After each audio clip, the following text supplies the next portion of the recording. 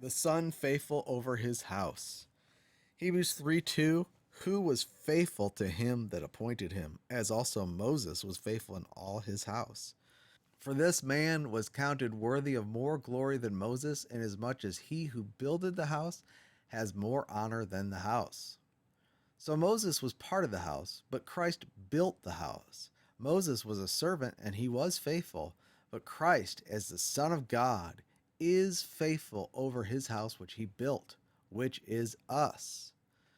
Hebrews 3:4 through 6. For every house is builded by some man, but he that built all things is God. And Moses verily was faithful in all his house as a servant, for a testimony of those things which are to be spoken of after. But Christ as a son over his own house, whose house we are if we hold fast the confidence and the rejoicing of the hope firm unto the end. Everything Moses did was to set up a pattern and a foreshadow of the reality that Christ ushers in. We are the house over which Christ is faithful as a son. So there's a profession, a confidence, and a rejoicing of the hope firm to the end. What hope? The hope of glory, the hope of this great salvation.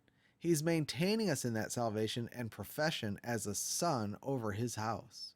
We are that house.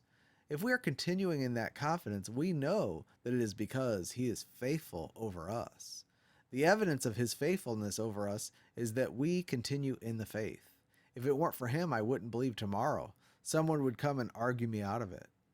Some read this verse, if we maintain the confidence and rejoicing of our hope firm to the end, and think this is a warning not to fall away from the faith. Somehow, when we read a word in the scripture, we always want to think it's saying the exact opposite. In other words, if it says, if we maintain, therefore I might not maintain. What the point he's making is that our confidence, to which we are holding fast, is tended to and supplied by the Son of God himself. He is the one who is charged with faithfulness over his house, and we are his house if we remain in our confidence. The fact that we have the profession shows that we're in the faith and that we are of his house. Therefore, we can rest assured that he's faithful over that house. That is the point he's making. Again, you might say, yes, but I'm not all that confident. I don't rejoice that much. That's because we have a treasure in an earthen vessel. When we're full of the Spirit and full of faith and our eyes are on Jesus, we're full of confidence. When we're weak and focused on ourselves and feeling condemned, we don't have that much confidence, but we still have our profession. We cannot deny what we believe about him. He maintains that profession, and it qualifies us before God. Meanwhile, this is why he is our high priest, because we are weak, because we're faithless, vacillatory, lack confidence, tend to shrink back, and are tempted in this way. We need the high priest.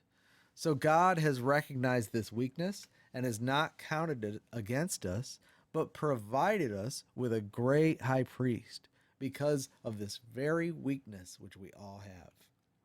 We cannot maintain ourselves in revelation. Only the high priest can. Only the Son of God who's faithful over his house can. He is the subject of these sentences, not us. And we will hold this hope all the way to the end, and he will maintain us in it.